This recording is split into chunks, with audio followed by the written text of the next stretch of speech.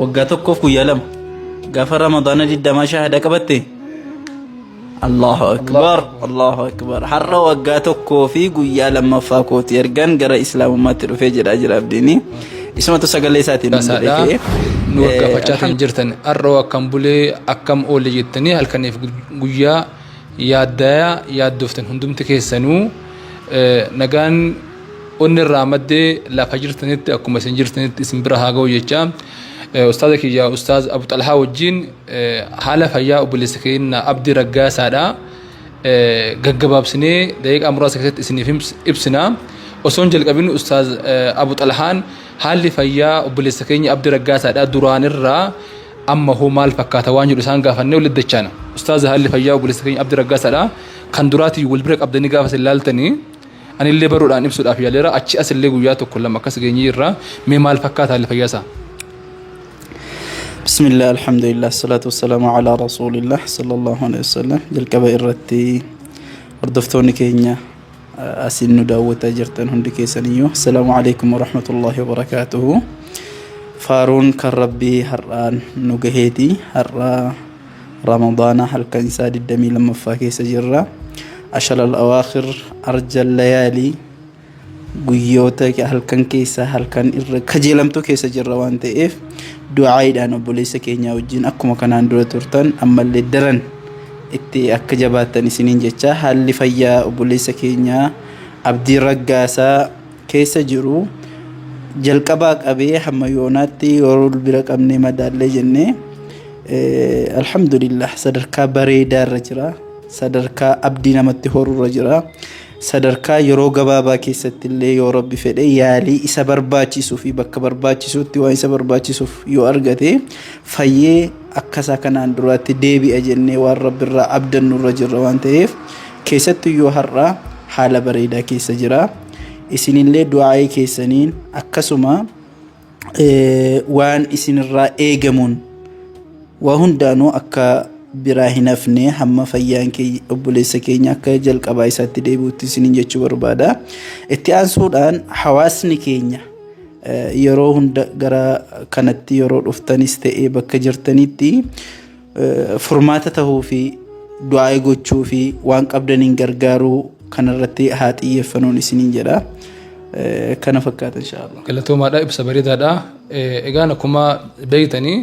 namni yeroo baay'ee nama gara miidiyaatiin jiru kana wantaayidha namni obboleessa keenya Abdii Raggaasaa cinaa dhaabbataa jiru tokko Ustaaz Abu Xalaadha halkanii guyyaa akkasumallee obboleessa keenya Muhammad Amin yookaan Uddin Hayaas hunda kana caalaa immoo kaameraamaanii keenya Dani halkanii fi guyyaa sa'aa 24 kilaasii kana takkaa ba'ellee hin beeku namni tokko tokko uummanni kiristaanaa fi musliimaa waanuma akkuma miidiyaa irratti fakkaata dhugaa dubbachuudhaaf mana kana nam tokko muslima nam tokko kristaana bulla gaafa jalqabarraa jalqabee jechuudha gaafuma jalqabarraa jalqabeeti so garaagarummaan akkasiillee waan jiru namatti fakkaachuu danda'a garaagarummaa akkasiillee gidduu kennallee hin jiru khaleessallee arrallee ijoolleen kristaanaa as dhufanii baay'ee hedduu booyaa turan ijaan arganii hedduun argaa ture kanaafuu haalli fayyaa isaa jalqaba bakki isteeppiin ture turre namni kun lubbuun ni hafamu hin hafuu irra ture nuti أما يادو سن كيسا دكتورين اللي بهن إن اللي به نولي به ربين كيسا نباسير الحمد لله رب العالمين أما هالا فياهر كسا ميلسا قمسا قرسا إجسا خناتي دونفا دي بنيرة جنرالين أمنا لاتا يادو كنتوري أما دونفا قرسا كم تالات إجسا كم تالات هركسا كم تالات ميلسا كم تالات قدانسا غوغانسا كم تالات أما دونفا شرچارو يقل لجرة دوران جملة شكاتو الري أما شرچارو دي بنيرة كون نعمة قدّا دا هاتو أمو أكنو متو نمي دفي والسيني يو أرغو والله أن دكتور كفو غير أكدت بيكون رأى بيكا دكتور كفو دا غاي هند أرغي إلا في شكرا سلام إلا سني في حواسني كي يور افتني كتسالج الرأي سقافة اللي أرغتني يور افتني ميرها ما كي سنقلنا افتني قافة ميرها ما كي سنقلتني إساس قلبين نجابا نوس قلبين نجابا واحد آيجو كنافو كنا أستاذ شريعة الله I think هنتاو عادة الله هنتاو سير خمينو هنتاو نما ركوب ستبرد وفاني feeling كاسي ملسون نقعد سنجرا لهم ما كيسنيف dhugaadha isin gara laafummaa keessaniif obbolummaa oromummaa islaamummaa amantaa warri kaleessa wajjin turta warra wajjin jirtan isin dhagahameetoo miira akkasii isin keessa osoo hin beekne miirri tokko tokko beektaa fakkeenyaaf namni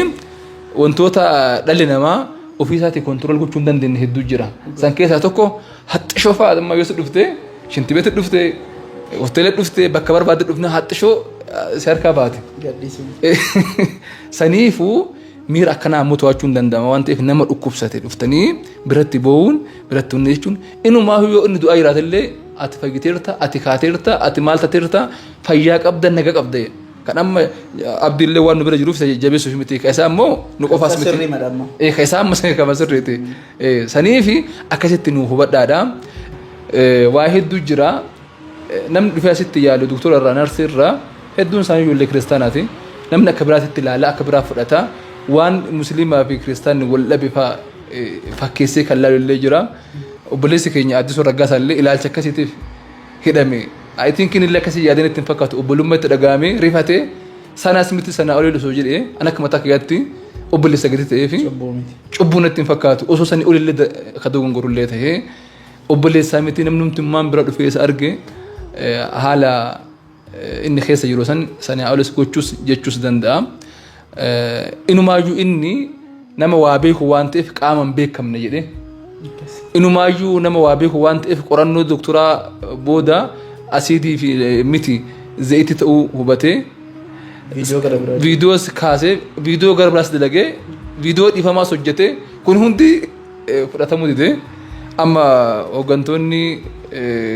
qaamni dhimmi ilaallatu gubbaa fi jalaa haala bareedaan isallee dharraa hiikuudhaaf hojjetaa jiranii isinillee galatooma jechaa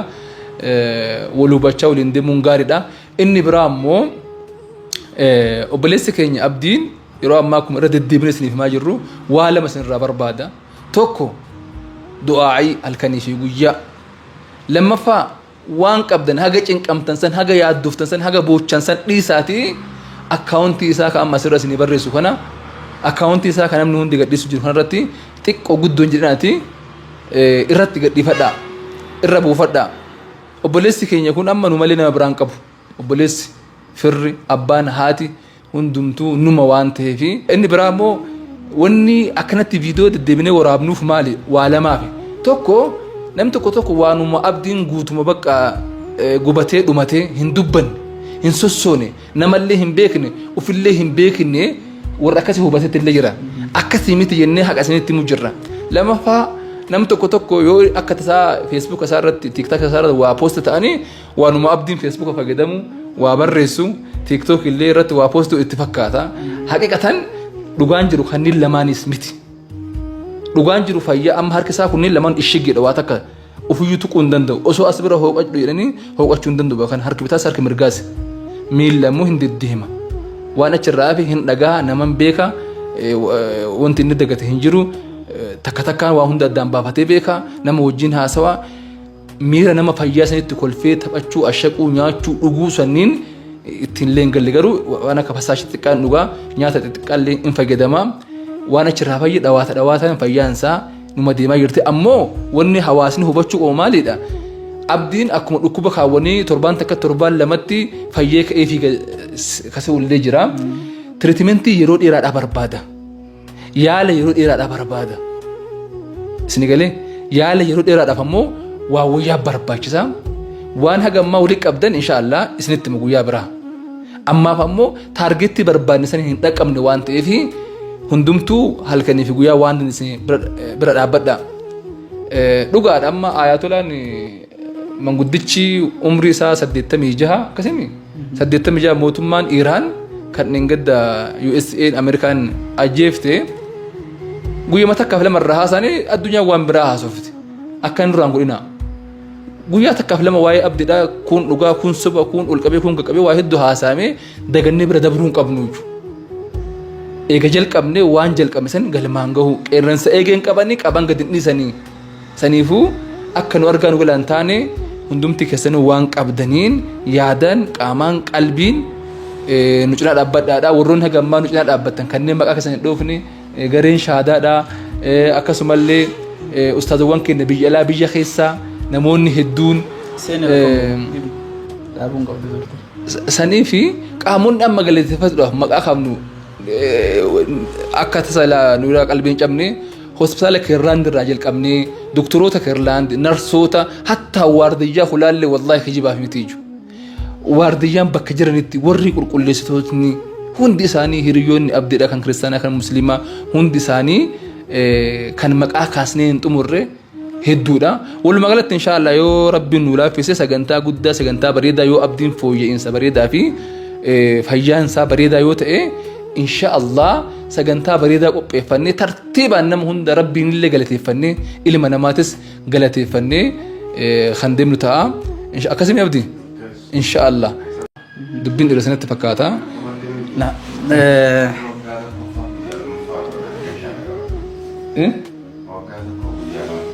waggaa tokkoof guyyaa lama gaafa ramadaana 20 shahada qabatte Allahu akbar Allahu akbar har'a waggaa tokkoo fi guyyaa lammaffaa kooti ergan gara islaamummaatti dhufee jedhaa jira abdiini ismatu sagalee isaatiin nuun jedhee ka'e alhamdulillah obboleessi keenya Haydar waan gurguddaa waan barbaachisu baay'ee isa haasa'ee jira wanti har'a abdiidhaaf barbaachisu cuunfaatti yoo deebine akkuma jalqaba kaasne waa lama duwwaadha tokko du'aaidhaan bira dhaabbachuu lammata waan qabdaniin hamma yaalli isaa kun galma gahee akka isaa jalqabaatti deebihu gochuudhaaf kan deebisu rabbumadha garuu nu yaalsifachuun bakka barbaachisuun gahuun as keessattis ta'ee iddoo biraatti illee barbaadama yoo ta'e haga xumuraatti wajjiniin dhaabbanne akkuma obboleessi keenya jedhe aafiyaa isaa jalqabaa sanatti deebi'ee bakka duraan isa beeknuu fi kana caalaa daran akhlaaqaan naamusaan hawaasummaadhaan amantaadhaan akka inni hojii isaa idileetti deebi'u rabbiinis kadhachaa isin immoo du'aa keessanii fi waan qabdaniin bira dhaabbadhaa isinii jechuu barbaanna dabalata akka obboleessi keenya amma kaasee namoonni akka carraa argattanii isa ziyaaruudhaaf naannoo kana dhuftan tokkoffaa dhukkubsataa biratti waa haasa'uun sagalee mayyuu achi ol fuuchuun akka shari'aa keenyaattis akka amantaa keenyaattis dhorkaadha isa bira ta'anii du'aa duwwaa kadhachuudhaa fi wanto jechoonni negatiiviin akkasii dhorkaadha jechoonni negatiiviin dhukkubsataa waan biraa keessa gashu walumaa galatti dhorkaadha akkuma shari'aa keenyaatti shari'aan keenya koo diinul hayaati diini jireenya kee guutuu of keessaa qabudha akkatti teessu akkatti deemtu dhukkubsataa bira akkatti hidhattu yeroo bira teessu waa hunda keessatti guutuudha waa hunda of keessaa qaba alhamdulillahi rabbil alamin amantaa guutuudha waan ta'eef amantaa fedheyyuu namni fedhe yoo qabaatee dhufe amantaa fedhe keessatti hunduuduudha mataasaa qaba waan ta'eef warri osoo wal hin qoodiin amantaadhaan wal hin qoodiin obboleessa keenya abdii ziyaaraadhaaf as dhuftan illee miira gammachuu abdii itti horu malee waan isa naasisu yookaan waan isa qalbii isaa cabsu qalbii cabdanillee boo'uudha yoo ta'e waan akkasiirraa of qusachuun barbaachisaadha jedhee tayyaadha yaadu duwwaan moomiti dirqamadha akka qajeelfamaattis fudhadhaa isiniin jechuun barbaada assalaamu alaykum warahmatullah wa alaykum salaam warahmatullahi wabarakatuh dhimma obboleessa keenya abdii raggaasaatti wal qabatee waa hedduu waan jiru takka takkaan guyyaarraa isin biraan geenya waan ta'eef isin kallattii biraatiin hin burjaaja'inaadha inshaAllah galatooma waraabulaa deebanaa dagaagaa daraaraa nuuf jiraadha assalaamu alaykum warahmatullahi wabarakatuh